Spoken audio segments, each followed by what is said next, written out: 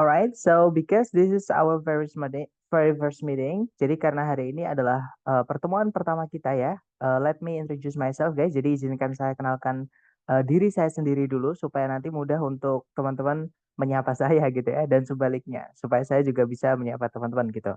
So here I am. My name is Priska Abimanyu Isnain, and feel free to call me Priski guys, or Mr. P. As usual, my friends call me uh, in Kampung Inggris Pare or uh, ya jadi also guys. Jadi teman-teman bisa panggil saya Mr. Rizky atau Mr. P ya supaya nggak rancu dengan Rizky karena nama saya Priski pakai P gitu ya, dan memang kedengaran kayak nama cewek, makanya supaya lebih mudah teman-teman pakai Mr. P aja gitu ya. Kemudian I've been teaching English for around 10 years guys. Jadi saya sudah mengajar bahasa Inggris kurang lebih 10 tahun dan saya juga masih belajar ya. Di sini nanti kita sharing bareng. Kalau teman-teman ada pertanyaan apapun jangan sungkan-sungkan karena saya juga karena saya sendiri juga sama kayak teman-teman masih belajar. Jadi jangan ada yang merasa saya ini member, saya tutor, jangan teman-teman gitu ya supaya lebih enak gitu. Kemudian I started taking TOEFL around 3 years ago. Jadi mungkin saya udah kurang lebih ngajar TOEFL selama 3 tahun sejak COVID ya, teman-teman. And then what else? Yeah, I think that's all about me, guys. Jadi saya rasa itu tentang saya ya. Nothing interesting, right? But what we are going to have for the upcoming month is going to be interesting. Jadi apa yang akan kita pelajari dalam 1 bulan ke depan, saya rasa bakal jadi menarik gitu ya. Nah, untuk 1 bulan ke depan ini nanti kita akan belajar mengenai TOEFL ITP. Seperti itu. Jadi kita kenalan juga dengan apa yang akan kita pelajari untuk 1 bulan ke depan ini, oke? Nah, jadi TOEFL itu apa sih, teman-teman? So, what is TOEFL? Jadi TOEFL stands for Test of English as a Foreign Language. Jadi kalau dipanjangkan atau TOEFL itu adalah singkatan dari Test of English as a Foreign Language, atau kalau dalam bahasa Indonesia kita nyebutnya tes bahasa Inggris sebagai bahasa asing. Nah, seperti yang kita tahu ya, teman-teman, di Indonesia ini kan bahasa banyak banget. Nah, terutama ada bahasa ibu biasanya. Kalau kita nyebutnya bahasa pertama itu bahasa ibu. Kemudian bahasa kedua yaitu bahasa pemersatu kita dan juga bahasa asing. Nah, bahasa ibu kita itu adalah karena Indonesia ini negara kepulauan dan banyak sekali suku dan apa namanya? Daerah masing-masing gitu ya, teman-teman.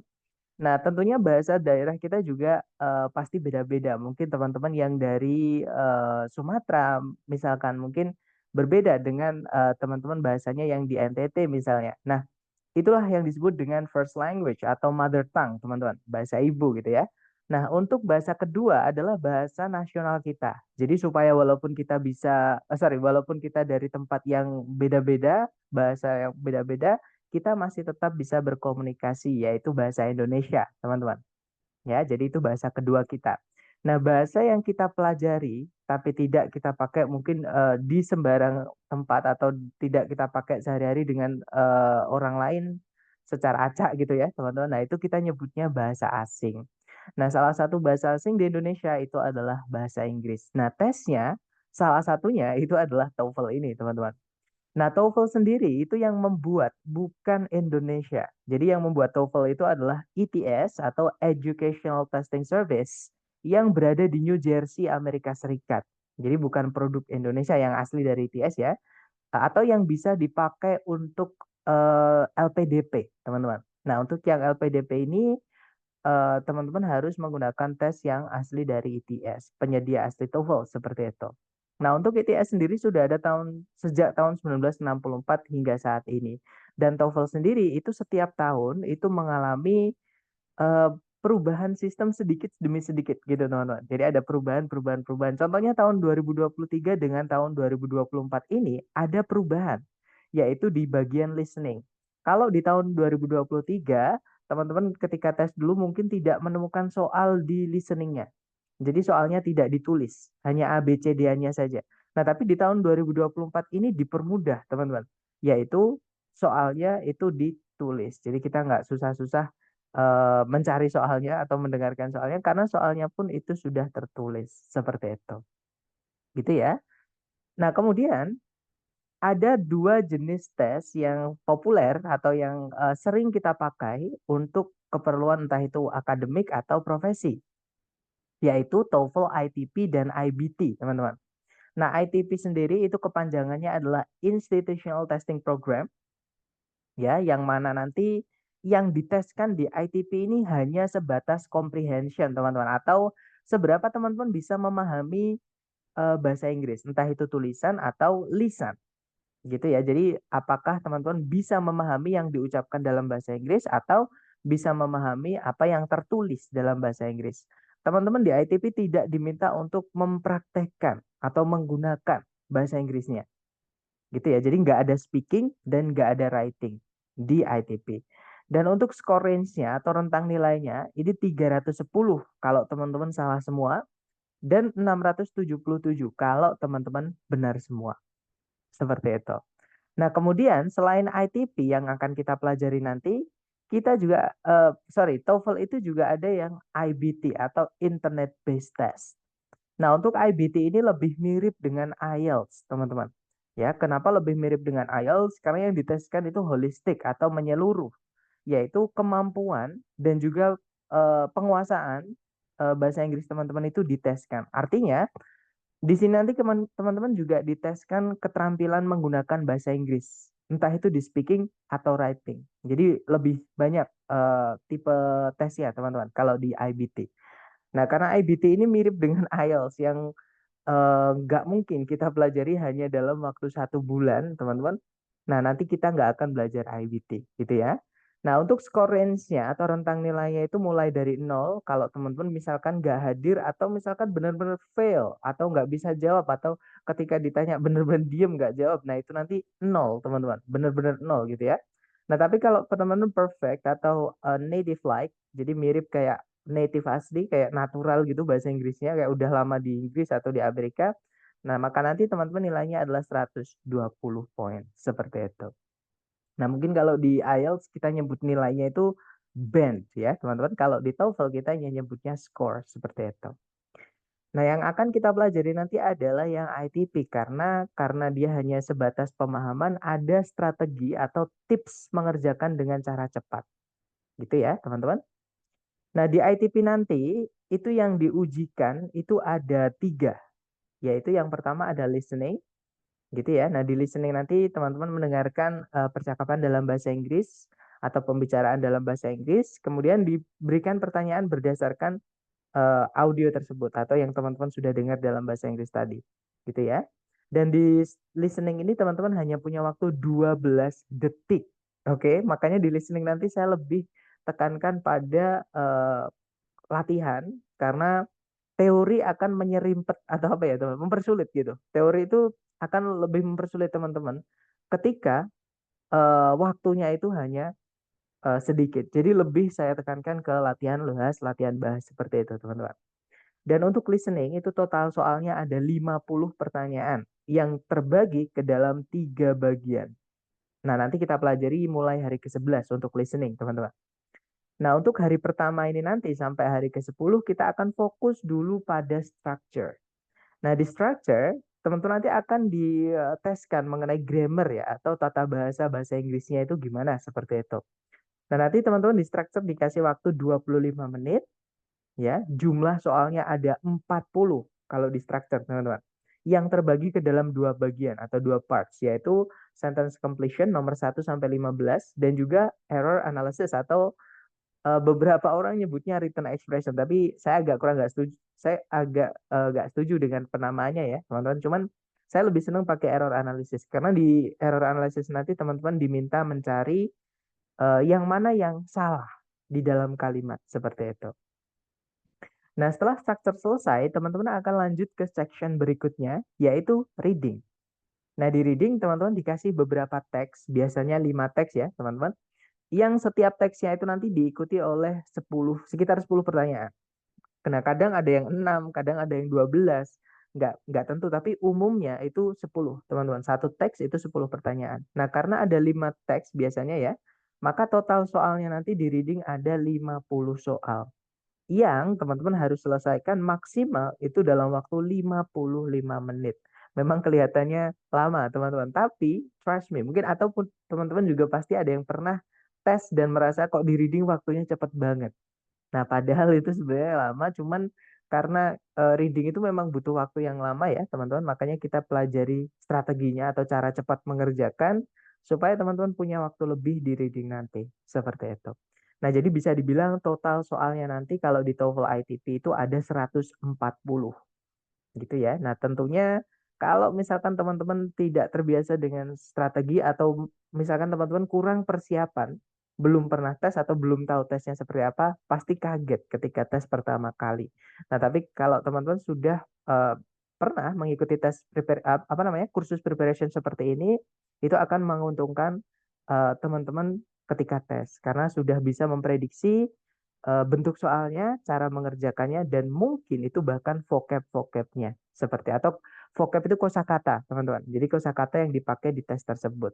Nah, kalau kita familiar itu kita akan mudah mengerjakan. Tapi kalau asing, kadang kita kaget seperti itu. Itu ya. Nah, untuk materi kita itu kita tempuh dalam waktu 1 bulan. Nah, karena hari Sabtu Minggu kan kita off ya, kita nggak beroperasi teman-teman hari Sabtu Minggu, artinya libur. Jadi hari aktif kita hanya hari Senin sampai hari Jumat, seperti itu. Nah, jadi bisa dibilang kita punya 20 chapter atau 20 hari ya, teman-teman, yang nanti penjelasan silabusnya seperti ini. Jadi di hari ke-1 sampai hari ke-10 kita fokus dulu untuk belajar structure. Ya, karena structure ini teorinya bisa dibilang paling banyak walaupun sudah saya sederhanakan ya, teman-teman. Jadi kalau di buku kita ikut buku itu ada sekitar 60 lebih. Kalau bukunya lengkap ya, buku yang teman-teman dapat dari lembaga itu namanya buku Longman. Nah, buku Longman itu strukturnya aja itu ada sekitar 60 skills, teman-teman, atau 60 bab. Nah, itu sudah saya sederhanakan menjadi 10 bab yang sudah urut. Jadi yang harusnya 60 jadi sebenarnya satu, teman, satu cara cuman urut nanti step by step. Makanya kalau teman-teman nanti ada yang ketinggalan satu bab, tiba-tiba ke bab berikutnya pasti bingung. Makanya harus urut gitu ya. Nah, untuk hari pertama ini nanti kita akan kenalan dulu dengan subjek dan juga predikat ya, teman-teman. Dan materi ini walaupun eh, paling mudah bagi hampir sebagian besar orang, tapi eh, materi ini adalah materi yang wajib teman-teman kuasai. Gitu ya, karena materi hari pertama ini nanti kita akan selalu pakai di bab-bab berikutnya. Seperti itu. Nah, semakin ke belakang nanti bab kita itu semakin tidak penting ya, teman-teman. Bukan bukan tidak penting ya sebenarnya. Semakin yang kita bahas itu bagian kalimat yang boleh ada, boleh tidak. Itu semakin ke belakang, gitu ya. Nah, tapi babnya nanti akan semakin sulit, teman-teman. Gitu ya. Jadi untungnya bab yang paling mudah di awal dan yang paling teman-teman harus kuasai adalah di awal, seperti itu. Nah, kemudian untuk hari ke-11 sampai hari ke-13 kita nanti akan fokus latihan listening. Nah, tapi teman-teman tenang aja, di listening ini nanti yang harusnya ada 3 bab gitu ya. Nanti kita bisa pendekkan menjadi 2 karena di beberapa periode terakhir untuk part B sama part C saya gabung ternyata bisa, teman-teman. Gitu ya, karena part B itu materinya tidak terlalu banyak, seperti itu. Nah, kemudian hari ke-14 sampai ke-19 itu nanti kita akan fokus ke reading. Jadi reading itu cara mengerjakannya, teman-teman. Teman-teman kenali jenis soalnya, maka teman-teman nanti akan tahu cara mengerjakannya. Jadi kita kenalan dengan bentuk-bentuk soal di reading dan cara mengerjakannya. Nah, tapi dari 6 ini nanti teman-teman, saya juga menemukan cara yang lebih mudah lagi. Jadi menjadi 3 nanti ya. Jadi jenis-jenis soal ini bisa dikelompokkan menjadi 3 jenis soal dan 3 cara mengerjakannya berdasarkan jenis soal tersebut. Nah, artinya teman-teman nanti bisa selesai lebih cepat dan memiliki waktu sisa untuk siap-siap di hari ke-20. Dan teman-teman tenang aja, sudah saya siapkan latihan buat teman-teman yang cara mengerjakannya itu mirip dengan yang dites. Bisa dibilang kisi-kisinya gitu. Jadi untuk teman-teman latihan apa namanya? Sebelum hari H tes. Gitu ya. Nah, kemudian rules di kelas sebenarnya bukan rules ya, teman, karena rules itu terlalu ketat kayaknya. Rules itu kan artinya aturan. Nah, ini nanti bukan aturan sih, kayak mekanisme kita di kelas bagaimana, gitu ya. Yang pertama adalah attendance check atau daftar kehadiran. Nah, daftar kehadiran ini nanti teman-teman cukup lakukan di hari pertama ini nanti saja.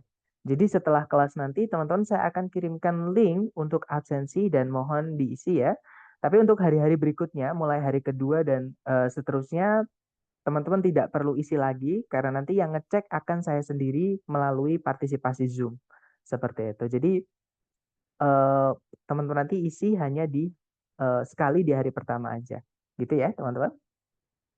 Dan kalau teman-teman selalu hadir di entah itu sesi sore aja atau sesi malam aja atau misalkan ganti-ganti atau bisa malah dua-duanya. Jadi teman-teman datang di sesi sore dan di sesi malam nggak apa-apa, tetap terhitung satu tapi ya.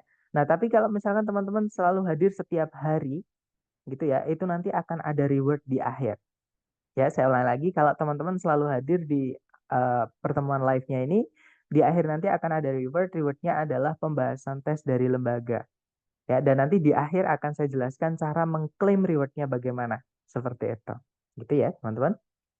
Nah, kemudian kalau teman-teman ada pertanyaan, teman-teman tidak perlu menunggu saya berhenti ngomong, karena takutnya teman-teman lupa mau tanya apa gitu ya.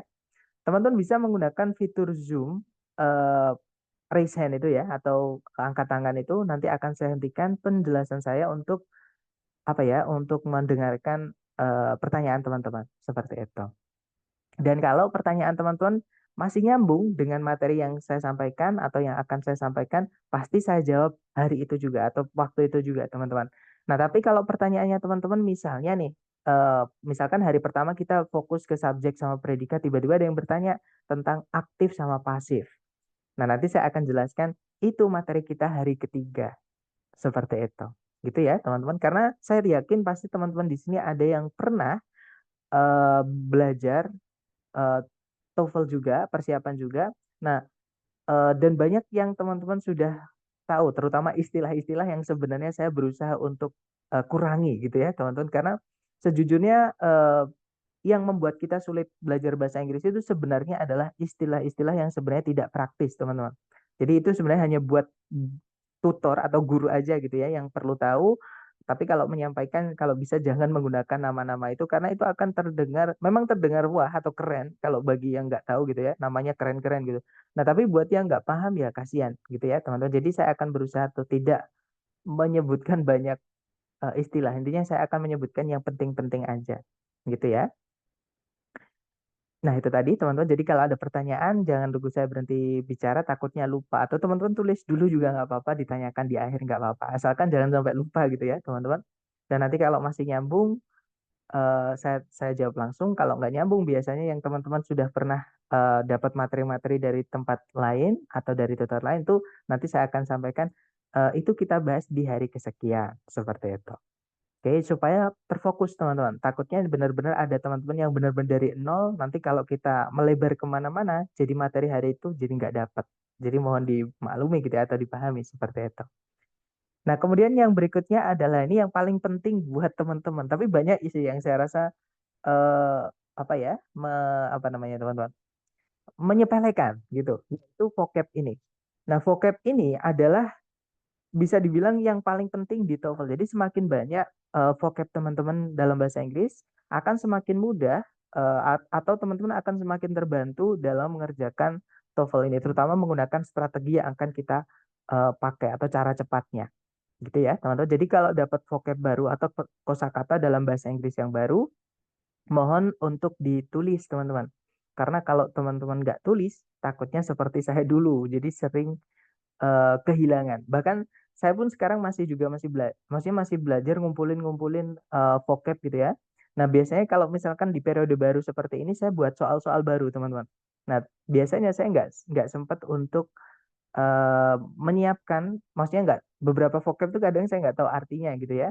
Nah, tapi itu bisa kita cek di kamus bareng nanti sambil jalan gitu ya. Tapi nanti mohon kita tulis bareng gitu ya, teman-teman. Nah, kemudian kalau teman-teman mau konsultasi di akhir pekan, sir ini vocab-vocab yang saya kumpulkan, apakah benar ataukah ada yang kurang, apa gimana? Silahkan, nggak apa-apa, teman-teman. Gitu ya, dikirimkan aja lewat Japri, nanti saya koreksi apakah ada yang keliru atau ada yang kurang, nanti saya sampaikan. Kalau misalkan teman-teman yang lapor banyak, nanti akan saya share, saya pilah-pilah atau short out ya, yang apa namanya, yang beda-beda gitu ya. Nanti saya kirimkan ke grup supaya teman-teman yang lain bisa. Tapi kalau misalkan yang kirim cuma satu atau dua orang ya saya kirimkan ke beliau yang ngirimkan ke saya gitu teman-teman. Gitu ya. Kemudian apa lagi ya? Ya, I think that's all teman-teman untuk rules-nya ya di kelas. Nah, sekarang yang terakhir monitoring belajar. Jadi selain kita belajar di kelas, yang mana teori itu kan biasanya kedengarannya oh cuman gitu. Nah, saya pengen teman-teman juga kalau ada waktu luang ya, ini nggak harus teman-teman. Kalau ada waktu luang, tolong untuk dipertajam atau apa ya, diperkuat pemahamannya melalui latihan-latihan soal yang sudah saya sediakan gitu ya teman-teman. Nah nanti kalau ada pertanyaan mengenai apapun itu atau kalau teman-teman ada sumber lain untuk belajar juga nggak apa-apa, tapi nggak saya sarankan karena takutnya nyeleweng ya teman-teman, yang nyeleweng itu nggak nyambung dengan materi kita yang kita bahas di kelas. Jadi apa namanya, supaya nyambung nanti teman-teman kerjakan yang saya sediakan supaya memudahkan pembelajaran juga seperti itu gitu ya teman-teman. Nah, nanti kalau ada pertanyaan di luar kelas, silahkan japri aja. Nomor saya di layar ini ya, 0821 4241 4414. Atau saya yang biasanya share link untuk kelas. Jadi jangan sungkan-sungkan, tanyain aja kalau teman-teman ada pertanyaan apapun. Gitu ya. Nah, I think that's all about what we're going to have for the following month. Jadi kita akan, itu tadi adalah yang akan kita pelajari kurang lebih dalam waktu 1 bulan ke depan dan bagaimana di kelas dan lain-lain. Mungkin adakah yang pengen teman-teman tanyakan dulu nih sebelum kita lanjut ke materi inti? Silahkan kalau ada pertanyaan, teman-teman.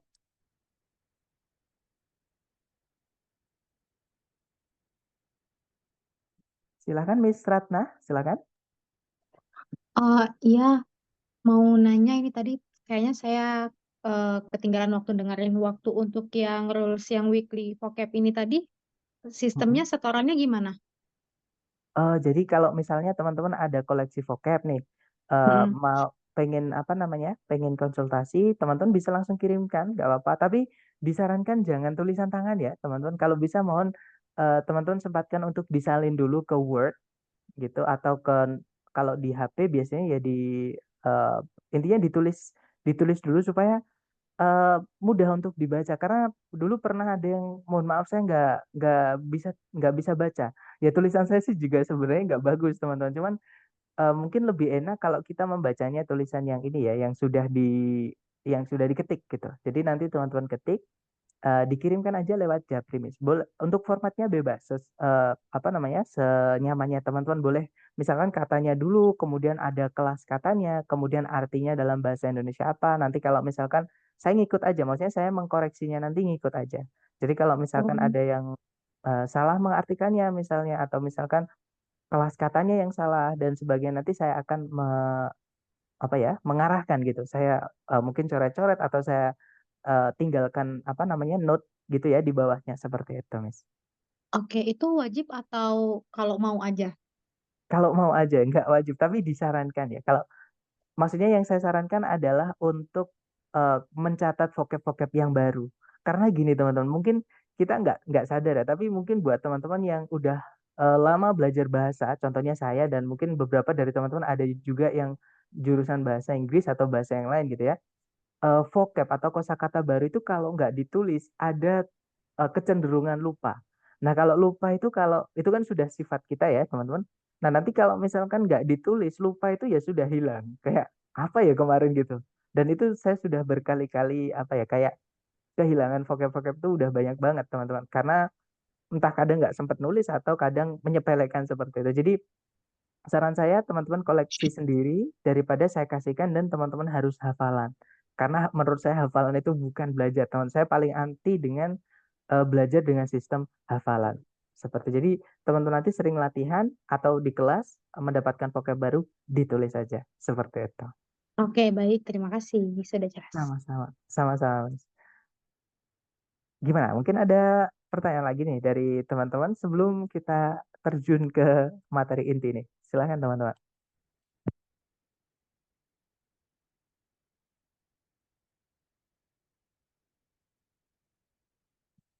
Sepertinya aman ya.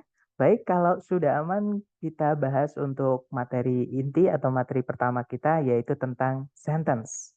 Nah, sentence atau kalau dalam bahasa Indonesia ya kita bilangnya kalimat gitu ya, teman-teman. Sebenarnya dalam bahasa Inggris sama bahasa Indonesia itu sama aja, teman-teman. Harus ada dua informasi ini, ya. Nah, informasi apa? Yaitu yang pertama, informasi yang kita sebut dengan subjek. Jadi kalimat itu wajib punya subjek, teman-teman. Nah, subjek itu apa sih, Sir?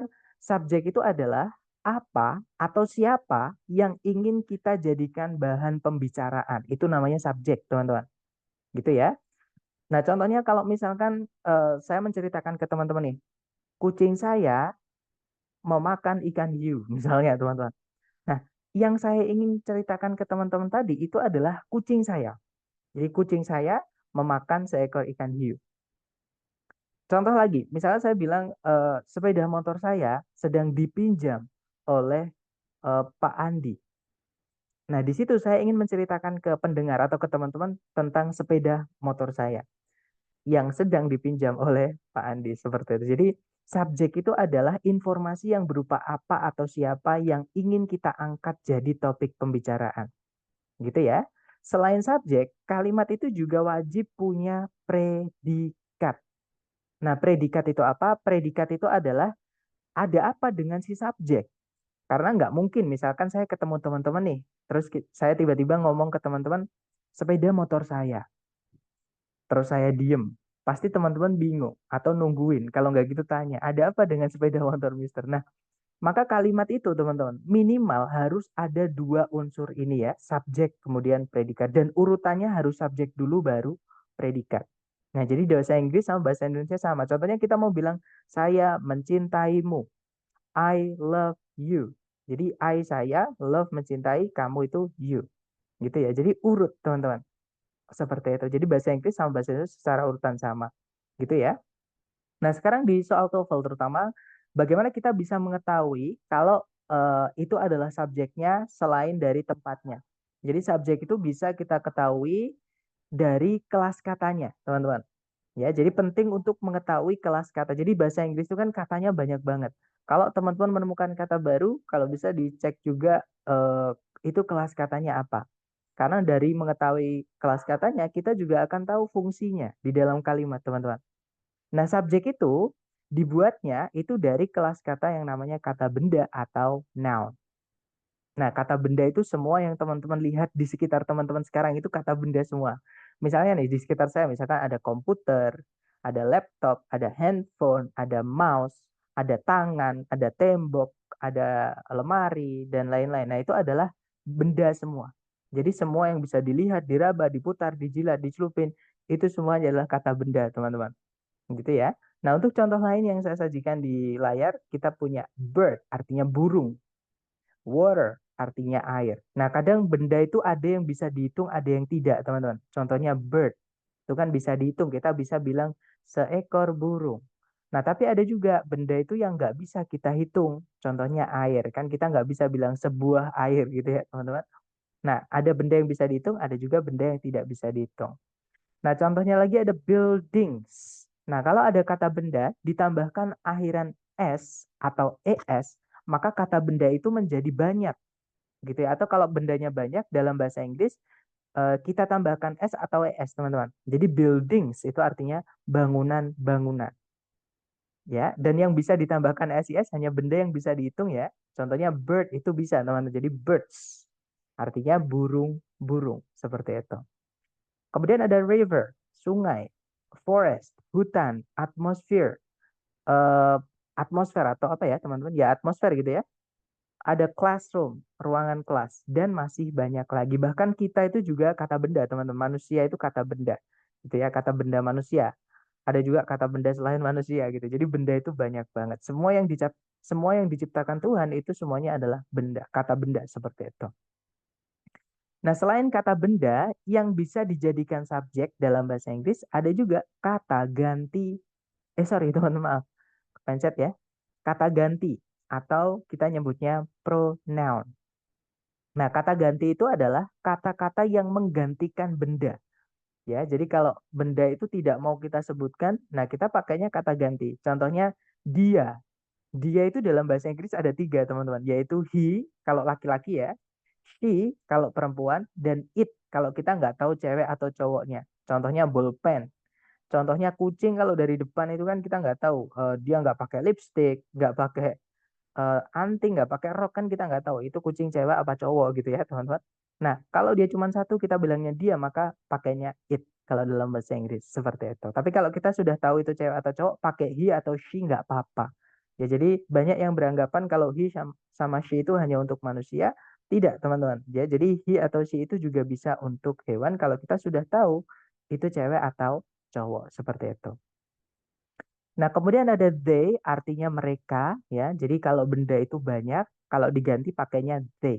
Misalnya, buku-buku itu, nah kita pakainya they.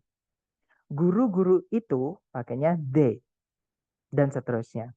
Nah, kemudian ada juga those. Those itu artinya gimana ya, teman-teman? Bisa diartikan mereka juga, gitu ya. Kemudian once itu juga mereka juga bisa diartikan mereka. Others yang pakai s ya teman-teman, itu artinya yang lain-lain. Untuk teman-temannya others yaitu other, another, the other nanti kita pelajari hari ke-6. Nah, tapi kalau ada other ada s-nya belakangnya, fix itu adalah kata ganti teman-teman. Ya, dan salah satu fungsi kata ganti adalah sebagai subjek. Nah, tapi kita hanya bisa pilih salah satu ya. Kalau sudah ada kata benda ya jangan dimasukkan kata ganti. Kalau sudah ada kata ganti jangan disebutkan kata bendanya. Nanti jadi double, teman-teman.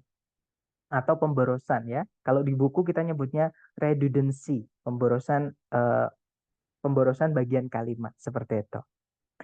Nah, itu tadi seputar dengan subjek, teman-teman. Selain subjek, saya sampaikan tadi ya, kalimat juga wajib harus punya predikat di setelahnya subjek. Jadi urutannya subjek dulu baru predikat. Nah, dalam bahasa Inggris, ini perbedaan bahasa Indonesia sama bahasa Inggris, teman-teman. Bahasa Inggris itu predikat wajib berupa kata kerja, atau kita biasa nyebutnya verb. Ya, jadi saya ulang lagi, dalam bahasa Inggris, predikat itu wajib dibuat dari kata kerja atau verb. Nah, kalau dalam bahasa Indonesia tidak wajib, teman-teman. Contohnya kita mau bilang, saya di sini. Saya di sini itu bisa dalam bahasa Indonesia. Saya langsung diikuti di sini. Tapi kalau dalam bahasa Inggris, kita nggak bisa bilang I hear itu nggak bisa, teman-teman. Gitu ya. Jadi, I hear ini secara eh, kaidah atau secara grammar ini salah, teman-teman. I hear. Walaupun secara pemahaman atau kalau dipahami, kita masih bisa memahami ya kalau ada orang bilang I hear. Saya di sini gitu. Nah, teman-teman ada yang tahu nih bahasa Inggrisnya saya berada di sini itu bahasa Inggrisnya gimana, teman-teman? Jadi bukan I hear tapi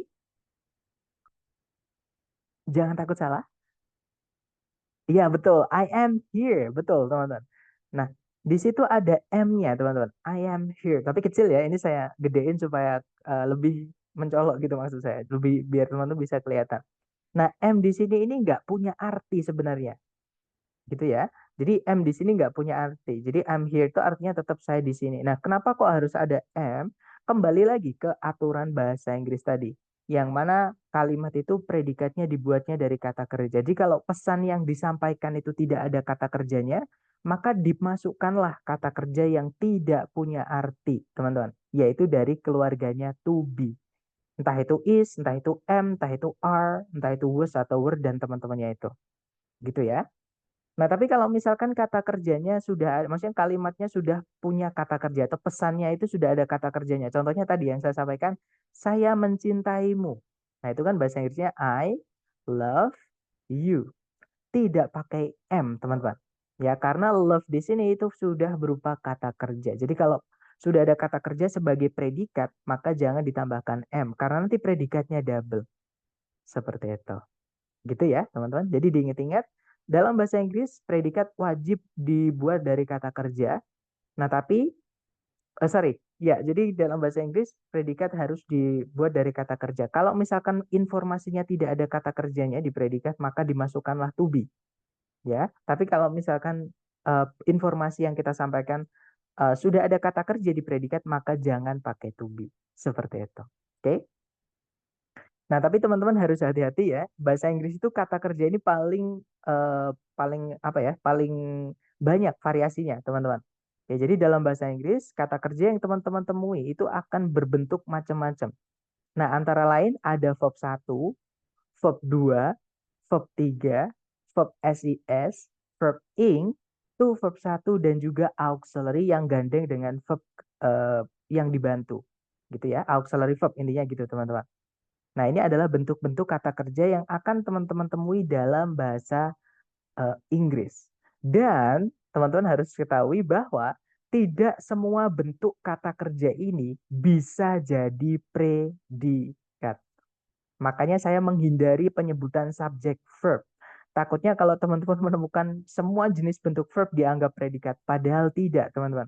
Ada kata kerja itu yang tidak bisa jadi predikat dan ada juga yang bisa jadi predikat atau bahkan hanya bisa jadi predikat, gitu ya. Nah, untuk kata kerja apa aja yang bisa jadi predikat, yaitu verb 1, verb 2, verb SIS, dan juga auxiliary verb, teman-teman. Ya, ini adalah kata kerja yang bisa jadi predikat. Nah, kalau teman-teman menemukan verb yang saya samarkan ya, yaitu verb 3 yang berdiri sendiri tanpa auxiliary sebelumnya, verb ing yang berdiri sendiri tanpa auxiliary sebelumnya, dan juga to verb 1, nah mereka itu bukan predikat, teman-teman. Oke, jadi diingat-ingat, verb 3 tanpa auxiliary sebelumnya, verb ing tanpa auxiliary sebelumnya, dan to verb 1 itu bukan predikat. Gitu ya.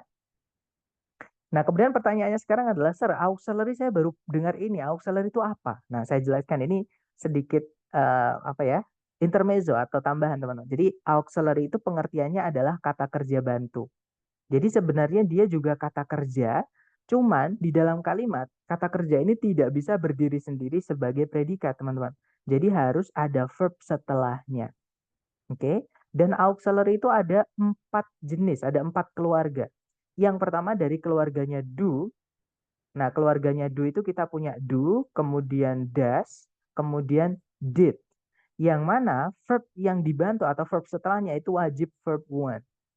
Gitu ya. Contohnya, saya tidak tahu, bahasa Inggrisnya I do not know. Dia tidak tahu. She does not know. Bukan she does not knowing atau she does not knows ya, teman-teman. Jadi she does not know. Balik ke verb 1. Misalkan lagi saya tidak mengambil bukumu kemarin. I did not take your book yesterday. Bukan I did not took ya, teman-teman, tapi I did not take. Take di situ verb 1 karena sudah ada did. Seperti itu. Nah, kemudian keluarga kedua itu ada dari keluarganya to be atau lebih enak disebut be gitu aja ya, teman-teman. Nah, to be sendiri itu ada lumayan banyak, ada is, ada am, ada are, tergantung subjeknya. Kalau I pakainya am, kalau you pakainya are, kalau he pakainya is, gitu ya, tergantung subjeknya, teman-teman. Nah, kalau lampau, is sama am pakainya was. Kalau yang are pakainya were. Jadi they were. I was, dan seterusnya. Nah, untuk to be, sebenarnya ada yang lain, teman. Tapi yang saat ini teman-teman perlu ketahui sebatas ini dulu ya, sementara. Nah, untuk to be ini boleh diikuti 2 jenis kata kerja. To be itu boleh diikuti verb ing kalau kita pengen bilang sedang. Contohnya, saya sedang makan. I am eating. Saya sedang belajar. I am studying. Saya sedang nonton TV. I am watching a television atau I'm watching television. Seperti itu, teman-teman. Atau juga bisa to be itu diikuti oleh verb 3. Nah, nanti itu pembahasan kita di hari ke-3, teman-teman ya, tentang penggunaan aktif dan pasif seperti itu. Kemudian yang ketiga ada keluarganya have. Have di sini bukan artinya memiliki ya, teman-teman. Have di sini artinya sudah atau telah. Nah, untuk have keluarganya ada 3, yaitu has, kemudian have, kemudian had. Nah, untuk have ini, verb setelahnya wajib verb 3. Gitu ya. Dan yang terakhir, teman-teman, kita punya keluarganya modal auxiliary. Nah, modal auxiliary ini jenisnya lumayan banyak dan biasanya artinya beda-beda ya. Misalnya ada will, ada can, ada shall, ada should. Sorry, yang biasa dulu ya, yang may, might, sama must. Nah, kemudian yang old teman-teman, misalnya ada could, ada should, dan juga ada would. Nah, untuk modal sendiri, verb setelahnya itu wajib verb 1. Seperti itu. Gitu ya, teman-teman.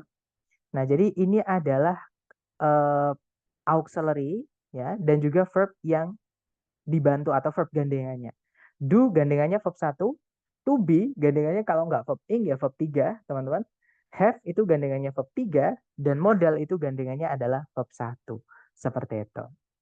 Nah, nanti teman-teman bisa mengambil catatan dari rekaman ya, teman-teman, atau di foto dulu atau di screenshot dulu, nggak apa-apa. Nah, mungkin sambil kita, nah sebenarnya materi sudah selesai ya, teman-teman. Jadi materi hari pertama itu sebatas itu aja. Intinya kalimat itu wajib harus ada dua ini ya, subjek dulu baru predikat. Subjek itu dibuatnya dari kata benda atau dari kata ganti. Predikat dibuatnya dari verb, tapi hati-hati. Hanya verb 1, verb 2, verb SIS, dan auxiliary verb saja yang bisa jadi predikat. Kalau verb 3 tanpa auxiliary sebelumnya tidak bisa jadi predikat, teman-teman. Verb ing tanpa auxiliary sebelumnya tidak bisa jadi predikat. To verb 1 juga tidak bisa jadi predikat. Seperti itu. Nah, mungkin teman-teman ada yang pengen ditanyakan dulu sebelum kita ke contoh penerapannya di soal structure TOEFL. Silakan kalau ada pertanyaan, teman-teman. Selamat sore. Iya, Miss. Selamat sore. Gimana? Mau nanya, ini kalau di buku yang saya kan disuruh ngeprint buku ya, di Pin, bukunya betul. dibilangnya kalau mistaken as. eh, jadi dalam kalimat itu biasanya terdiri dari subjek dan verb, tapi ada yang mistaken, contohnya mistaken sebagai subjek itu biasanya ada dua, yaitu object of preposition sama appositif. Terus yang mistaken as a verb itu ada dua, present participle. Ini jadi bacanya dari buku Oke. present participle dan past participle. Itu mungkin gimana ya maksudnya ya? Oke, jadi gini ya, teman-teman. Jadi tadi ada tiga apa namanya? Istilah ya. Yang pertama adalah eh, object of preposition ya, teman-teman.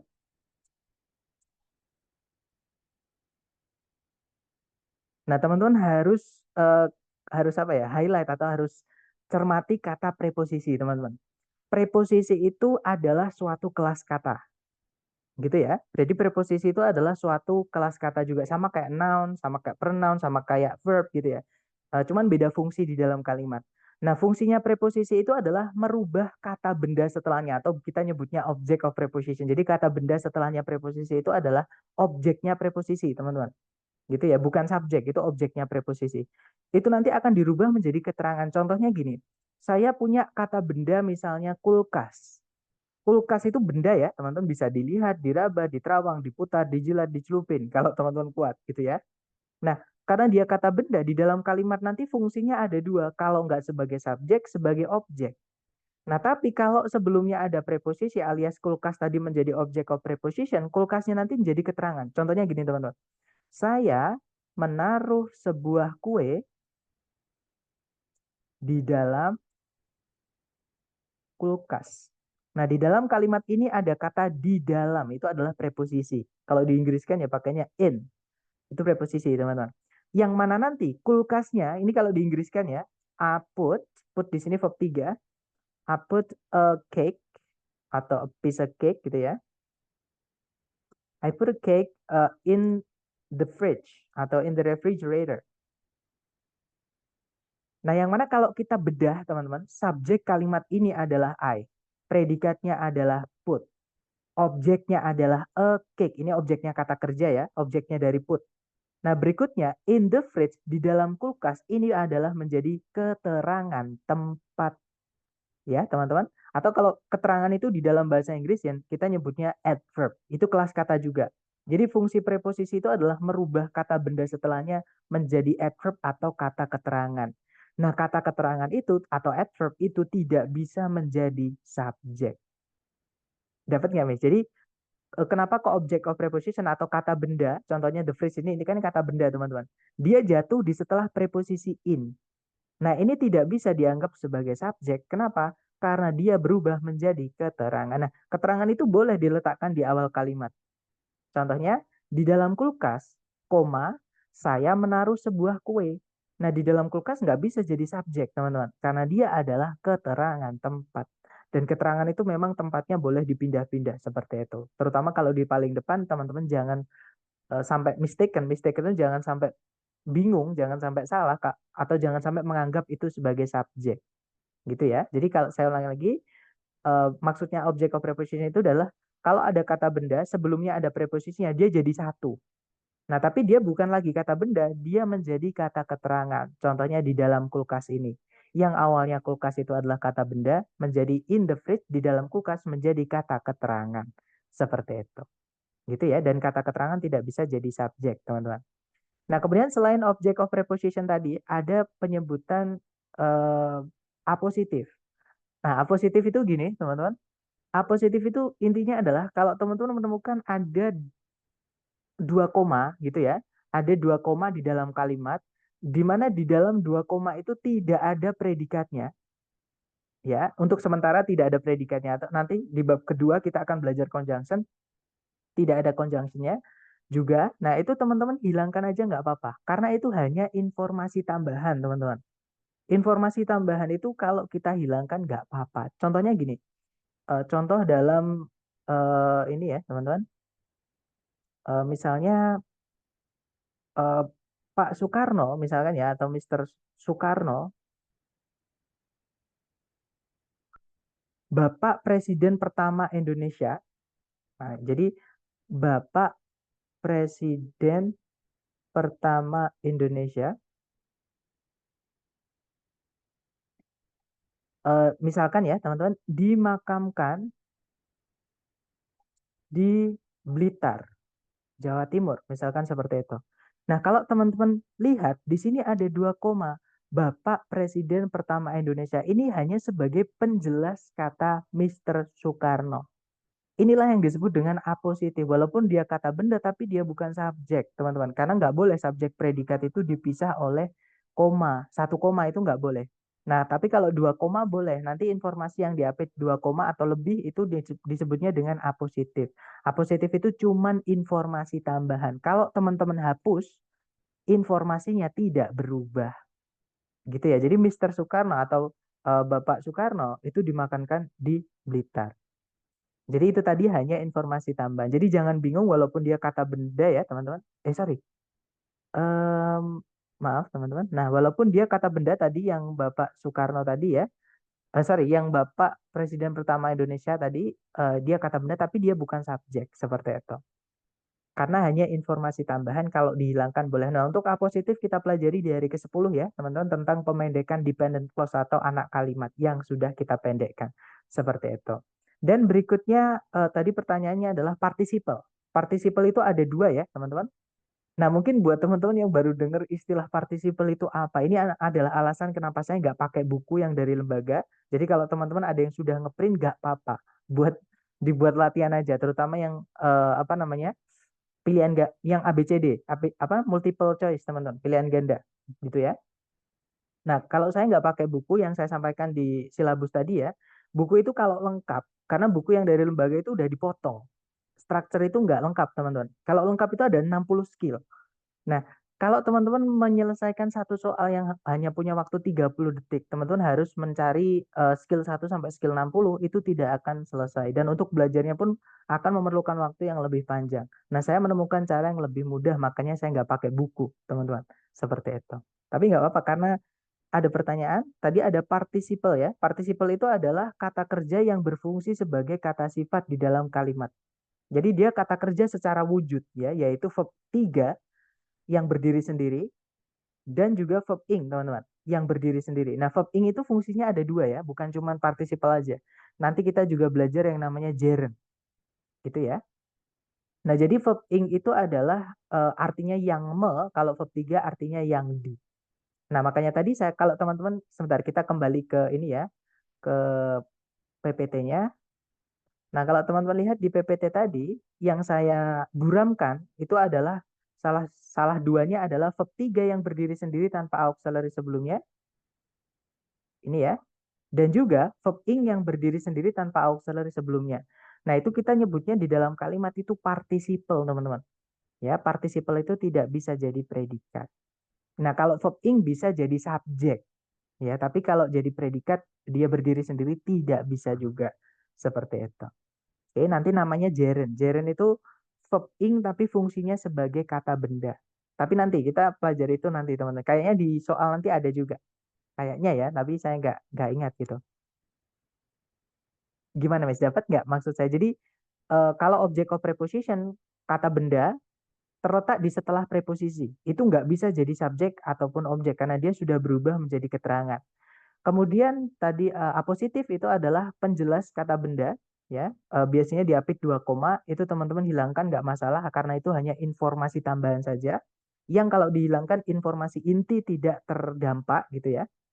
Kemudian ada participle. Participle itu ada dua, ada present participle itu verb ing, ada juga past participle itu verb 3 tanpa auxiliary sebelumnya. Seperti itu. Itu nggak bisa jadi predikat. Maksudnya begitu bukan Miss pertanyaannya? Iya, Oke. Nah, jadi itu tadi ya alasan kenapa mereka tidak bisa jadi subjek dan juga tidak bisa jadi predikat seperti itu. Karena dan sudah saya ini kan biar lebih mudah. Intinya gini teman-teman, kalau menemukan verb 3 berdiri sendiri tanpa auxiliary sebelumnya itu bukan predikat, verb ing berdiri sendiri sebelumnya tanpa auxiliary sebelumnya tidak bisa jadi predikat, tuh verb 1 juga tidak bisa jadi predikat. Seperti itu. Oke? Jadi intinya cuma ini, subjek kata benda, kalau nggak gitu kata ganti. Dan subjek predikat tidak boleh dipisah 1 koma. Ya, kalau 2 koma malah boleh, 3 koma malah boleh, 4 koma boleh. Yang nggak boleh cuma 1 koma. Karena dua informasi ini adalah informasi yang penting, wajib ada di dalam kalimat dan tidak bisa dihilangkan. Seperti itu, teman-teman. Gimana? Mungkin ada pertanyaan lagi dari teman-teman? Silahkan. Dan mungkin untuk sekali lagi ya, penekanan teman-teman, saya tidak pakai buku dari lembaga, makanya saya menggunakan silabus saya sendiri, latihan saya sendiri, materinya pun saya sendiri seperti itu.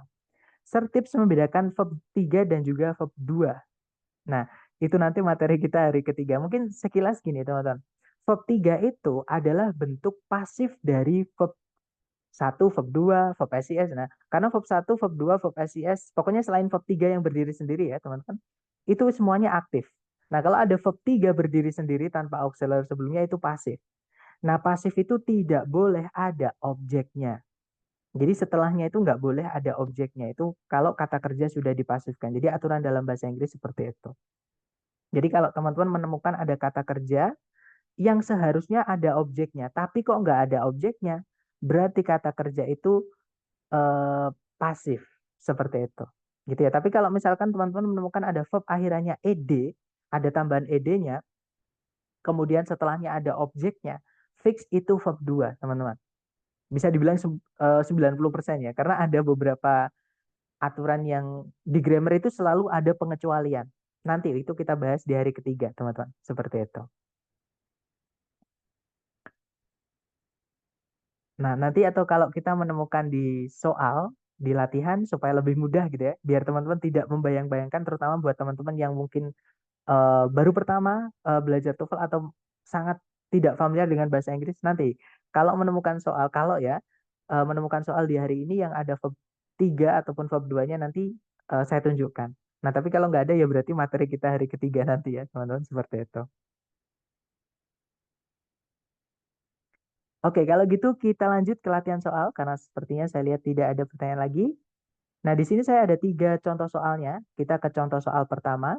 Nah, cara yang paling mudah teman-teman dicari dulu kalau saya ya. Sebenarnya teman-teman bebas boleh cari subjeknya dulu baru predikat nggak apa. Tapi kalau saya lebih mudah dicari predikatnya dulu. Gitu ya. Jadi kalau ditarik dari depan ke belakang, di situ ada predikat are noun, auxiliary verb. Nah, verb 3 itu kalau sebelumnya ada auxiliary-nya bisa jadi predikat, teman-teman. Nah, tapi kalau misalkan nggak ada are-nya, cuma noun saja, itu tidak bisa jadi predikat. Nah, gitu ya. Jadi auxiliary verb itu salah satu kata kerja yang tadi saya tunjukkan ke teman-teman tadi, yang bisa jadi predikat. Nah, artinya kita sudah punya predikat, titik-titik terletak di sebelum predikat itu adalah tempatnya, subjek. Jadi tugas kita di sini hanya mencarikan subjek saja. Nah, pertanyaan saya ke teman-teman, coba dilihat di pilihan A, B, C, D, yang mana yang bisa jadi subjek saja, teman-teman. Nah, saya lihat semuanya menjawab alfa. Betul, teman-teman. Jawabannya adalah yang alfa. Nah, yang bravo kenapa kok salah? Karena di situ ada kata that. That ini adalah kata yang kelas katanya kita sebutnya conjunction atau kata hubung, teman-teman. Aturan penggunaan kata hubung ini adalah, atau kalimat itu membutuhkan kata hubung ketika subjek predikatnya itu nanti lebih dari satu. Kalau subjek predikatnya cuma satu, kita nggak boleh masukkan conjunction. Gitu ya. Atau kalau simple sentence, nyebutnya itu simple sentence, teman-teman. Kalimat sederhana atau simple sentence tidak membutuhkan conjunction. Conjunction hanya diperlukan di compound sentence atau complex sentence. Kita nyebutnya kalimat majemuk kalau dalam bahasa Indonesia. Barulah kita butuh kata hubung. Seperti itu. Nah, untuk conjunction kita pelajari besok, teman-teman. Untuk saat ini yang perlu teman-teman ketahui, kita tidak butuh conjunction kalau di dalam kalimatnya nanti subjek predikat cuma satu, gitu ya. Kalau yang Charlie salah kenapa? Karena ada predikat lagi. Nanti predikatnya double atau pemborosan, teman-teman. Nggak bisa ya. Nah, kalau yang delta ada kata which. Kalau teman-teman menemukan 5W1H di soal structure TOEFL, fix anggap kata itu sebagai konektor atau conjunction, teman-teman. Ya, jadi anggap sebagai conjunction. Gitu ya. Jadi kalau menemukan kata tanya di soal structure TOEFL, itu anggap sebagai conjunction. Nah, kita nggak bisa masukkan conjunction kalau subjek predikat cuma satu. Nah, jadi jawabannya yang alfa nanti kalau dibaca, strikes are known to impale their prey on thorns. Jadi burung strike ini dikenal akan menancapkan buruan mereka di duri-duri pohon. Seperti itu. Gitu ya. Nice, lanjut ke contoh soal berikutnya, teman-teman. Nah, caranya sama. Coba teman-teman lihat di pilihan, di soal, adakah kata kerja yang bisa jadi predikat? Nah, kira-kira ada nggak teman-teman? Kalau ada yang mana? Di soal kata kerja yang bisa jadi predikat.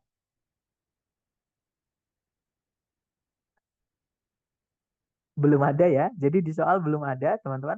Nah, artinya karena kalimat itu butuh predikat, maka kita harus carikan predikat nanti ya. Kita cek apakah sudah ada subjeknya. Nah, sebelum titik-titik sudah ada subjeknya, teman-teman, yaitu magnetotektik bakteria. Berarti kita hanya butuh predikat saja. Teman-teman masih ingat ya, predikat itu dibuatnya dari kata kerja, terutama verb 1, kalau nggak gitu verb SIS, teman-teman. Kemudian verb 2, kalau lampau gitu ya, dan juga auxiliary verb. Nah, jadi tugas teman-teman di sini mencarikan salah satu dari kata kerja yang bisa jadi predikat ini. Kalau yang alfa, di situ ada subjek lagi, teman-teman. Pemborosan subjek, nggak bisa ya. Kalau yang bravo, ada conjunction subjek, tidak ada predikat sama sekali. Padahal kita butuhnya cuma predikat. Malah dicarikan yang selain predikat. Bravo nggak bisa. Kalau yang Charlie ada auxiliary verb, verbnya adalah describe. Nah, di tengah-tengahnya itu ada keterangan, teman-teman. Keterangan itu boleh nyempil-nyempil di tengah-tengahnya auxiliary verb, nggak masalah. Contohnya kata not, contohnya kata always, contohnya kata never. Nah, itu teman-teman sempilkan di situ nggak apa-apa. Itu ya. Nah, jadi kemungkinan Charlie bisa, atau teman-teman hilangkan nggak apa-apa, karena kelas kata keterangan itu di dalam kalimat adalah kelas kata yang paling tidak diperlukan. Ada tidak apa-apa, tidak ada juga nggak apa-apa. Seperti itu. Nah, kalau yang delta tidak ada kata kerja sebagai predikat ya, teman-teman. Jadi jawabannya adalah yang Charlie. Betul, teman-teman. Nah, nanti kalau dibaca, magnetotektik bacteria were first described in 1963 by Salvatore Bellini. Jadi bakteri jenis magnetotaktik pertama kali diperkenalkan di tahun 1963 oleh Salvatore Bellini. Seperti itu. Nah, kemudian untuk contoh terakhir, teman-teman, caranya sama, dicari kata kerja yang bisa jadi predikat dulu. Kalau ditarik dari depan ke belakang, cari kata kerja, sama sekali tidak ada ya di situ, teman-teman. Berarti di sini kita butuh predikat. Nah, karena titik-titiknya itu di paling depan, sebelumnya predikat itu harus ada subjek, berarti kita juga kehilangan subjek. Nah, enaknya kalau mencari predikatnya dulu gini, teman-teman. Jadi predikat nggak ada, titik-titik paling depan, ya udah fix kita cari subjek dan juga predikat. Gitu ya. Nah, yang alpha ada subjek coconut with briquettes. Nggak ada predikatnya, alpha nggak bisa. Kalau yang bravo ada conjunction, padahal subjeknya cuma satu, tidak ada predikat, nggak bisa ya, bravo teman-teman. Kalau yang Charlie, di situ ada subjek coconut with briquette, predikatnya reduce, tapi ada kata hubung that atau conjunction. Kita nggak butuh conjunction kalau subjek predikat cuma satu. Nah, jawabannya yang delta, teman-teman. Di situ subjeknya adalah coconut with briquettes, predikatnya adalah reduce, gitu ya. Nanti kalau dibaca, coconut with briquettes reduce deforestation across the globe. Jadi briquette Coconut limbah was kelapa itu mengurangi penggundulan hutan di seluruh dunia. Seperti itu. Coconut was briquette reduce. Gimana? Mungkin ada yang pengen teman-teman tanyakan dulu sebelum kita ke praktek latihan buat teman-teman. Silakan kalau ada pertanyaan. Coconut was briquettes. Nggak ada ya berarti teman-teman. Baik, kita ke latihan buat teman-teman. Silakan dicoba dulu waktunya 30 detik di pojok kanan atas. Dimulai dari sekarang. Silakan teman-teman.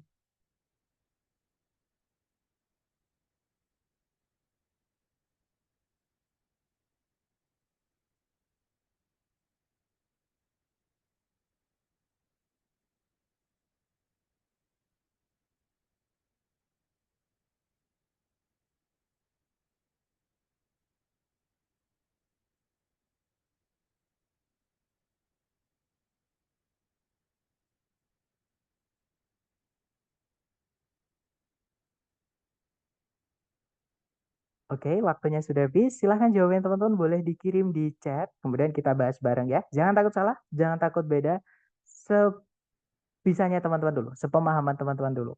Saya lihat tadi jawaban delta, dan semuanya sepertinya menjawab delta ya. Mari kita cek bareng teman-teman. Seperti biasa dicari kata kerja sebagai predikat dulu di soal. Kalau ditarik dari depan ke belakang, di situ tidak ada predikat sama sekali. Berarti kita butuh predikat di sini ya. Subjeknya adalah ends. Nah, berarti kita hanya membutuhkan predikat saja. Kalau yang alfa, kalau teman-teman menemukan ada kata yang akhirnya tion-tion, itu 90% dia adalah kata benda. Nah, kata benda tidak bisa menjadi predikat. Seperti yang saya sampaikan tadi, yang bisa jadi predikat hanya kata kerja. Jadi yang alfa nggak bisa ya, teman-teman. Kalau yang Bravo, to verb 1 juga tidak bisa jadi predikat. Ada 3 jenis verb atau kata kerja yang tidak bisa jadi predikat, yaitu verb 3 yang berdiri sendiri tanpa auxiliary sebelumnya, verb ing yang berdiri sendiri tanpa auxiliary sebelumnya, dan juga to verb 1. Gitu ya.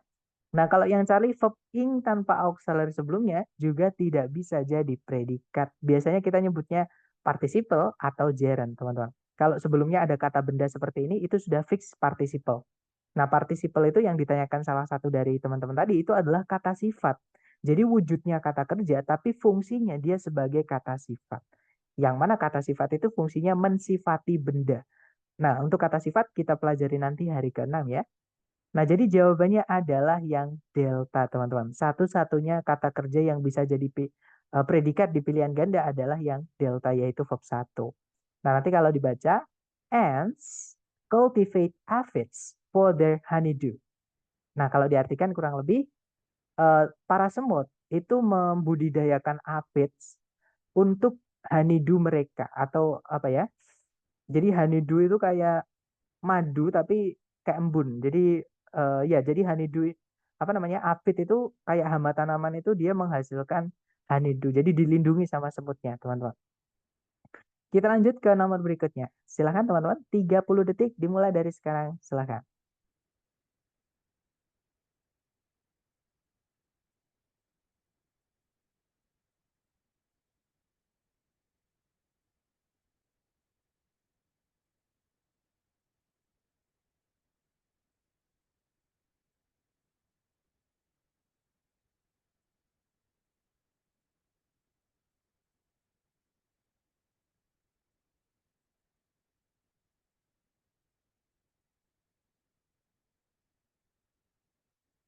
Oke, thumbs up guys. Silahkan jawabannya dikirim di chat. Ada jawaban Bravo. Oke, saya lihat ada jawaban Bravo. Sepertinya semuanya menjawab Bravo ya. Mari kita cek bersama. Seperti biasa, dicari dulu kata kerja yang bisa jadi predikat. Kalau ditarik dari depan ke belakang, sama sekali tidak ada kata kerja ya di situ, teman-teman. Nah, karena kalimat selalu butuh predikat, ya di sini kita nanti harus carikan predikat. Subjeknya juga belum ada ya, karena sebelumnya koma. Jadi subjek predikat nggak boleh dipisah satu koma ya, teman-teman. Dan sebelumnya koma pun itu nggak ada kata benda lepas. Di sini wolves, kata benda dia terikat sama preposisi to. Tadi yang saya sampaikan tadi, to kata benda itu intinya preposisi diikuti kata benda dia menjadi keterangan. Sebelumnya kata keterangan itu ada similar. Kalau teman-teman cek di kamus, dia adalah kata sifat atau adjektif. Nggak bisa jadi subjek gitu ya. Nah, berarti di sini kita butuh subjek dan juga predikat. Yang alfa ada kata benda sebagai subjek, tapi tidak ada kata kerja sebagai predikat. Artinya yang alfa nggak bisa, teman-teman. Kalau yang bravo ada subjek, ada predikat. Kemungkinan bravo bisa. Kita tahan dulu. Kalau yang Charlie ada subjek, tidak ada predikat, nggak bisa. Kalau yang delta ada subjek, ada predikat. Nah, tapi ada conjunction-nya, padahal subjek predikat cuma satu. Jadi nggak bisa juga, teman-teman. Jadi jawabannya adalah yang bravo ya. Nanti kalau dibaca, similar to wolves, lions live in social groups. Jadi mirip dengan para serigala, singa itu hidup dalam kelompok-kelompok sosial. Seperti itu. Lanjut ke nomor berikutnya. Silahkan 30 detik dimulai dari sekarang. Monggo teman-teman.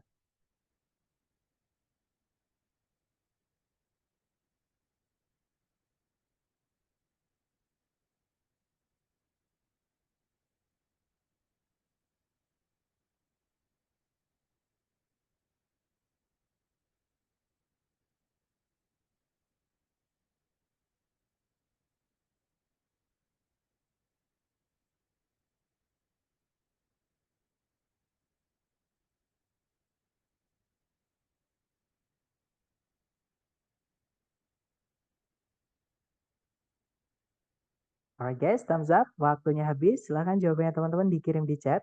Ada jawaban alfa. Alfa, saya lihat semua menjawab alfa ya. Mari kita cek bareng teman-teman.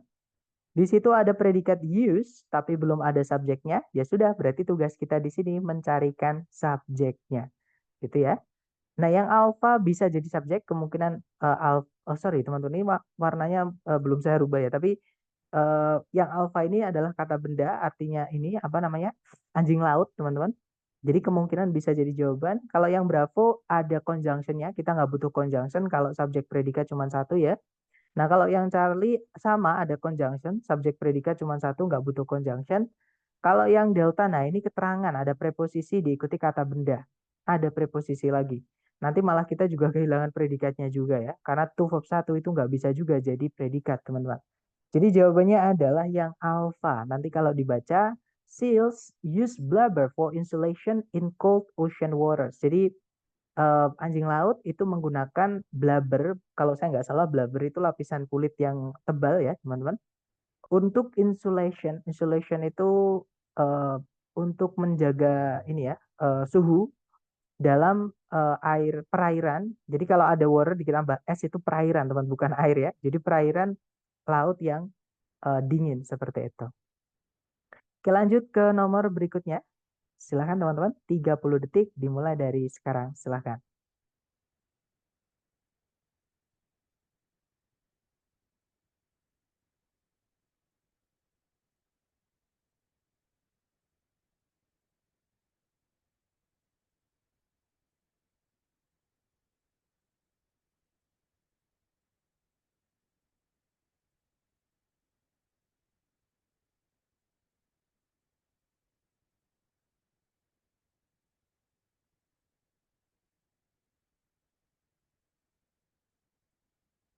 Oke, waktunya habis teman-teman. Dan saya lihat ada jawaban Charlie. Charlie, oke. Baik, kita cek bersama ya. Di situ ada predikat range. Oke, subjeknya yang belum ada, teman-teman. Nah, tugas kita di sini berarti hanya mencarikan subjeknya saja. Gitu ya. Yang alpha ada conjunction. Subjek predikat cuma satu, nggak butuh conjunction, teman-teman. Jawabannya adalah yang bravo, guys. Oke. Kalau yang Charlie kenapa kok salah? Karena predikatnya nanti double. Ada to be, ada juga verb 1. Sama kayak kita bilang I love you. Kita nggak bisa bilang I am love you. Gitu, teman-teman. Gitu ya. Dan range itu kalau kita cek di kamus, memang dia bisa jadi kata benda.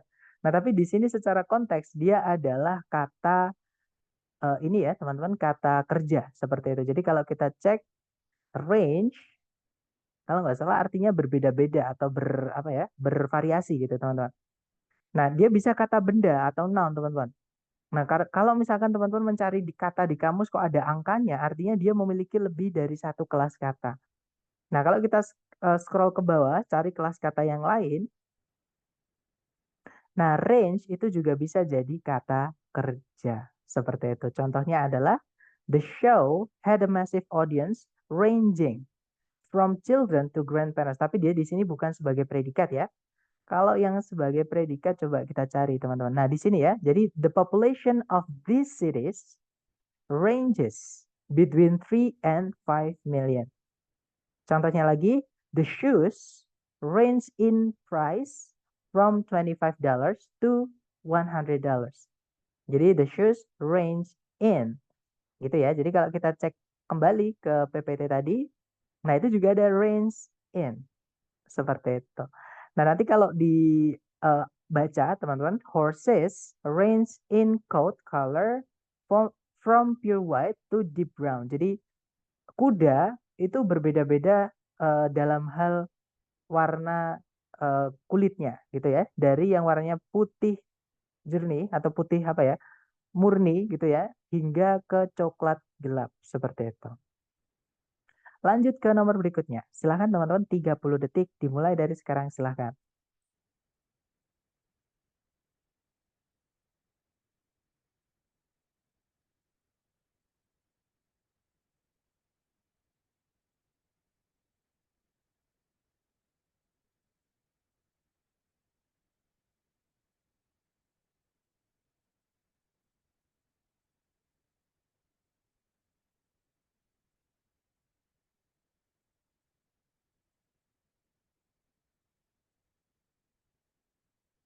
Oke, waktunya habis teman-teman. Baik, ada jawaban alfa. Saya lihat teman-teman semua menjawab alfa. Mari kita cek bareng. Cari predikatnya dulu teman-teman. Kalau ditarik dari depan ke belakang, di situ tidak ada sama sekali kata kerja yang bisa jadi predikat. Berarti di sini kita butuh predikat. Subjeknya adalah homing pigeons. Ya, berarti kita hanya butuh predikat saja. Yang alfa kemungkinan bisa. Kalau yang Bravo, verb ing tanpa auxiliary sebelumnya tidak bisa jadi predikat. Navigation. Nah, kalau teman-teman menemukan kata dalam bahasa Inggris akhirnya tion-tion, 90%, ya, itu adalah kata benda, teman-teman. Dan kata benda nggak bisa jadi predikat. Kalau yang delta to verb 1 nggak bisa jadi predikat. Jadi jawabannya yang alpha. Homing pigeons navigate long distances using Earth's magnetic field. Jadi burung dara homing atau burung dara lacak gitu ya, itu bergerak atau apa ya, bergerak untuk jarak yang jauh maksudnya gitu menggunakan uh, medan magnetnya bumi. Karena ada penelitian yang bilang katanya mereka ini bisa melihat medan magnet teman-teman seperti itu. Atau ultraviolet saya lupa. Nah, kita ke nomor berikutnya. Dicoba dulu. Silahkan 30 detik dimulai dari sekarang. Silahkan teman-teman.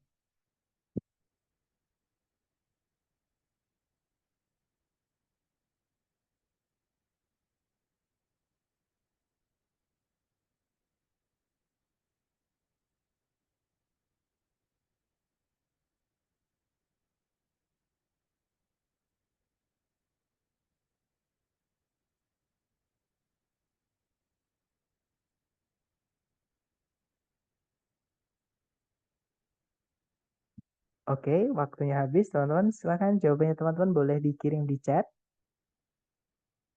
Oke, ada jawaban alfa. Saya lihat teman-teman semua menjawab alfa. Mari kita cek bersama. Cari predikatnya dulu. Di situ nggak ada ya, teman-teman. Berarti kita butuh predikat. Subjeknya adalah coral reefs. Nah, berarti kita hanya butuh predikat saja. Ya, betul. Jawabannya yang alfa ya, teman-teman. Kalau yang bravo, to verb 1 nggak bisa jadi predikat. Verb ing nggak bisa jadi predikat. Kalau yang delta ada conjunction. Tidak ada predikat juga. Gitu ya. Jadi jawabannya yang alfa nanti kalau diartikan eh, terumbu karang itu menyediakan habitat dan perlindungan bagi spesies-spesies laut eh, yang beragam atau banyak spesies-spesies laut seperti itu, teman-teman. Lanjut ke nomor berikutnya. Nice, teman-teman. 30 detik dimulai dari sekarang. Silahkan.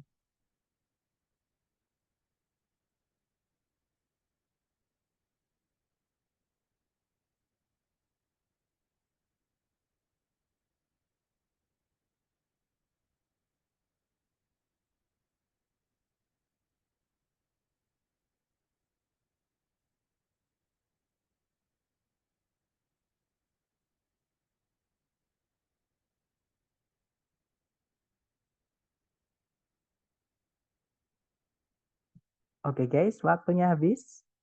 Dan ada jawaban delta. Saya lihat teman-teman semua menjawab delta. Kita cek bersama ya. Tarik dari depan ke belakang. Hati-hati, changes di sini bukan kata kerja, teman-teman. Dia adalah kata benda gitu ya. Nah, nggak ada predikat sama sekali. Berarti di sini kita butuh predikat, subjeknya termistors. Nah, berarti kita hanya butuh predikat saja. Kalau yang alpha, detection itu kata benda, tidak bisa jadi predikat, teman-teman. Kalau yang bravo, verb ing tidak bisa jadi predikat kalau nggak ada auxiliary sebelumnya. To verb 1 tidak bisa jadi predikat, nah berarti jawabannya yang delta gitu ya. In digital thermometers, thermistors detect temperature changes to display accurate reading. Jadi dalam termometer digital, thermistor itu mendeteksi perubahan-perubahan temperatur atau perubahan suhu untuk menunjukkan apa ya, deteksi yang tepat. Nah, seperti itu. Lanjut ke nomor berikutnya. Silahkan teman-teman. 30 detik dimulai dari sekarang. Silahkan.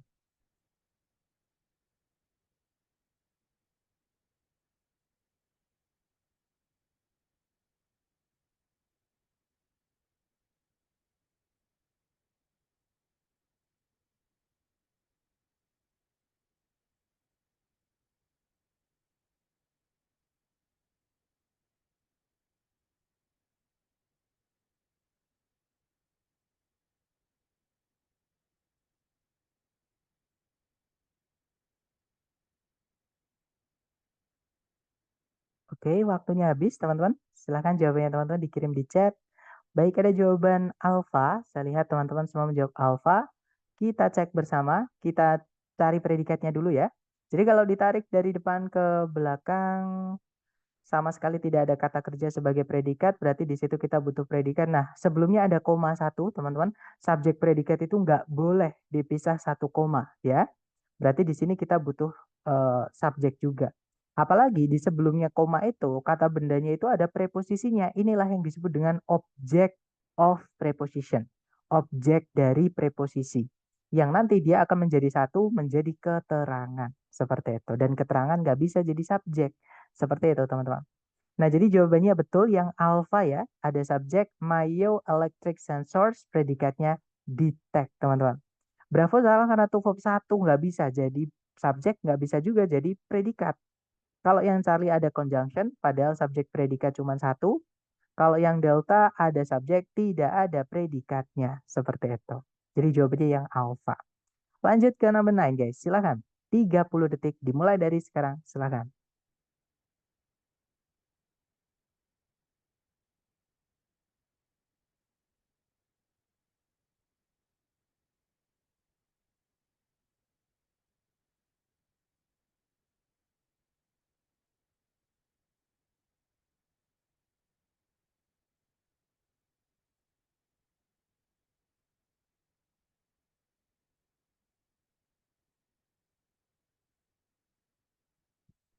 Oke, waktunya habis teman-teman. Dan saya lihat ada jawaban bravo ya. Oke, kita cek bareng.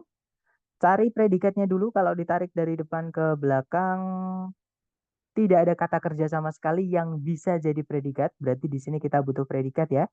Nah, karena titik-titiknya di paling depan dan sebelumnya predikat itu kan harus ada subjek. Artinya kita juga kehilangan subjeknya. Nah, kalau kita cek yang alpha, di situ ada subjek tapi tidak ada predikat. Yang alpha nggak bisa, teman-teman.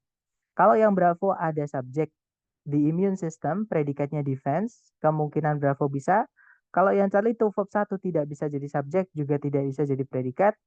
Kalau yang delta di situ ada subjek tapi tidak ada predikat. Nah, jadi jawabannya yang bravo, teman-teman. Oke. Nanti kalau dibaca, the immune system defends the body against pathogens through cellular responses and antibody production. Jadi sistem kekebalan itu melindungi tubuh dari atau melawan gitu ya patogen melalui respon-respon seluler dan juga produksi antibody seperti itu. Oke, lanjut ke nomor terakhir, dicoba dulu 30 detik dimulai dari sekarang. Silakan teman-teman.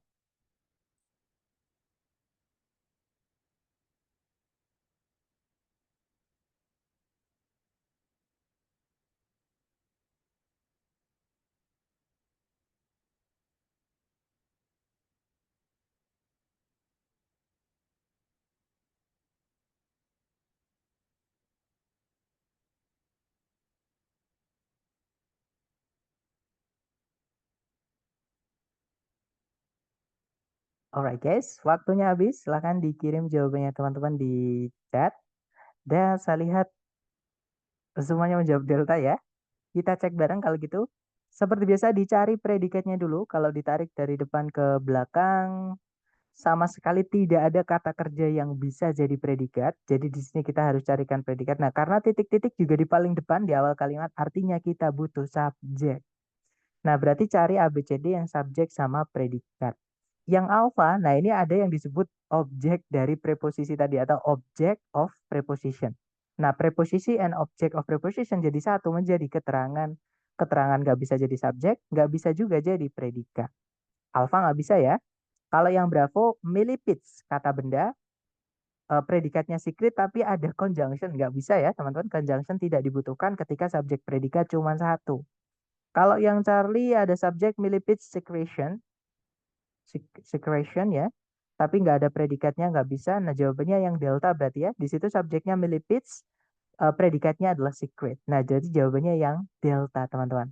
Oke, nanti kalau diartikan millipede atau kaki 1000 itu mengeluarkan kandungan beracun atau apa ya, zat beracun yang mengandung sianida atau, nah ini saya nggak tahu bacanya, atau benzoquinones untuk mengusir predator supaya tidak gitu ya, supaya tidak menyerang mereka. Seperti itu. Nah, itu tadi adalah materi kita hari pertama ya, teman-teman, yaitu materi yang paling krusial atau paling penting, yaitu tentang subjek predikat. Nah, untuk materi hari ke depan, materi ini nanti pasti akan kita pakai terus, teman-teman. Nah, dan jangan lupa ya, nanti teman-teman akan saya kirimkan link untuk absensi, dan sebelum saya tutup, maybe if you have any question, silakan, teman-teman, kalau ada pertanyaan mungkin.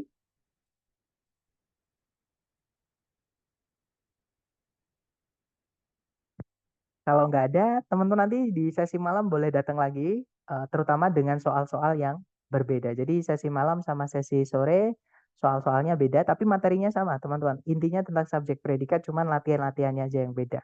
Seperti itu. Silahkan Miss Ratna kalau ingin ada yang ditanyakan. Berarti kita ini nggak bahas soal yang bahan yang Buku. dikirim sama admin ya? Tidak, teman-teman. Jadi kita nggak pakai buku long karena sebenarnya dulu tuh sebelum saya ngajar online, saya juga ngajar pakai buku itu, teman-teman. Dan reaksi sebagian besar member-member saya, terutama yang belum pernah belajar TOEFL di tempat lain atau belum pernah belajar TOEFL sama sekali sebelumnya, itu malah kesulitan dengan buku itu. Nah, akhirnya ketika saya tes, jadi buat informasi buat teman-teman juga, per bulan terakhir saya tes itu di tanggal 11 kemarin, teman-teman. Jadi setiap bulan saya tes TOEFL, bisa kadang sampai 6 kali, kadang sampai 4 kali gitu ya. Nanti di hari terakhir akan saya sepil. Maksudnya kenapa kok saya bisa sampai tes TOEFL 1 bulan berkali-kali gitu ya, teman-teman. Dan saya bisa mengetahui perkembangan soalnya TOEFL, terutama di structure. Nah, saya mengcloning untuk soal-soal yang asli dari ITS, teman-teman. Nah, untuk buku Longman itu diproduksi di tahun 2003, yang mana udah lama sekali, seperti itu. Jadi, sengaja saya tidak pakai buku itu karena banyak, intinya karena saya merasa ada cara yang lebih mudah buat teman-teman belajar, terutama buat teman-teman yang benar-benar dari nol, eh, terutama dengan TOEFL ini, seperti itu, Miss. Jadi saya nggak Oh pakai gitu. Ya. Tapi kalau misalnya nanti saya ngerjain soal yang ada di buku itu, terus saya minta tolong dikoreksi di WA, boleh? boleh. Dan nanti gini, setelah ini nanti saya kirimkan kunci jawabannya ya. Jadi supaya teman-teman bisa mencocokkan Oh, kuncinya, seperti itu. ada kuncinya ya? Ada, Miss. Nanti Oke. saya kirimkan di Terus grup. PPT yang di-share ini dibagikan juga atau enggak? Kalau PPT, kalau yang untuk instruksional tidak diberikan, tapi videonya diberikan. Jadi kalau teman-teman ingin mereview materinya, itu nanti bisa lewat video rekaman, dan saya sarankan untuk teman-teman catat apapun yang teman-teman pahami. Karena kalau nggak dicatat hilang, teman-teman. Seperti itu. Siap, terima kasih. Ditunggu nanti share dari kunci Siap, bukunya ya, share. siap. Nanti kalau saya lupa mohon Kasih. diingatkan ya, Miss. Karena kadang kalau ketabrak kelas lagi saya lupa, seperti itu. Oke, siap. Makasih. Sama-sama. Kalau sore mulainya dan berakhirnya jam berapa, Sar? Untuk mulainya sudah fix jam 3 ya, teman-teman. Untuk sore ya maksudnya. Kalau malam jam 7. Nah, Untuk selesainya ini tidak fix, teman-teman. Karena materinya itu ada yang banyak, contohnya hari pertama ini lumayan banyak gitu ya. Jadi kadang selesainya bisa sampai 90 menit, kadang pernah sampai 2 jam, bahkan 2,5 jam itu pernah. Nah, tapi kalau ada juga contohnya materi hari kelima itu materinya singkat sekali, jadi kadang cuma setengah jam. Jadi untuk selesainya kita nggak pasti, tergantung bobot materi dan banyaknya materi gitu ya. Tapi kalau misalkan apa namanya, mulainya itu sudah fix ya teman-teman. Kalau sore kita jam 3 sore, kalau misalkan malam itu jam 7 malam, dan link itu akan saya selalu upayakan untuk dikirim 10 menit sebelum kelas mulai. Seperti itu, Mister. Jadi kalau berakhirnya kita belum nggak pasti atau nggak tentu, karena ngepaskan pun juga sulit gitu ya. Dan juga ada materi itu yang mudah, yang sedikit gitu maksud saya. Ada juga materi itu yang panjang seperti itu. Jadi selesainya tidak tentu. Apakah dalam sebuah kalimat memungkinkan ada 2 predikat? Jawabannya mungkin, Wes. Makanya ada kalimat namanya kalimat majemuk. Kalimat majemuk itu ada kalimat majemuk setara dan ada juga kalimat majemuk bertingkat. Itu materi kita besok tentang conjunction. Seperti itu. Jadi look forward to it ya. Jadi nantikan atau besok datang ya Miss Bella, karena kita akan membahas itu besok hari kedua. Kemudian rekamannya nanti dikirim di grup ya, betul. Nanti saya kirim di grup teman-teman, dan saya sarankan untuk direview kembali, terutama buat teman-teman yang tadi mungkin ketinggalan nih. Nah itu penting banget teman-teman. Jadi kalau ketinggalan, saya sarankan teman-teman ikutin. Dan karena kalau teman-teman nanti loncat-loncat, misalkan hari pertama babnya ketinggalan, tiba-tiba gabung ke hari kedua pasti kesulitan. Saya jamin teman-teman. Ya jadi saya urutkan dari yang paling mudah ke semakin sulit, tapi ada sambungan-sambungan seperti itu. Mau minta kunci jawaban buku materi longman dan absensi, siap. Grup WA tidak bisa kirim pesan. Nah, nanti kalau teman-teman pengen komunikasi seputar TOEFL, teman-teman japri aja gitu ya, karena sama admin dibatasin hanya apa namanya, admin saja yang bisa chat di grup. Jadi teman-teman nanti kalau ada apa-apa japri aja. Oke? Nah, mungkin itu saja teman-teman. Terima kasih atas kehadirannya dan it's great to meet you. Senang berkenalan dengan teman-teman semua dan semoga betah ya belajar dengan saya, teman-teman. Dan kalau ada apapun, masukan dan lain-lain, boleh japri. Seperti itu. Thank you so much, guys. I'll see you next time. Saya say, Assalamualaikum warahmatullahi wabarakatuh and have a good day, guys. See you next time.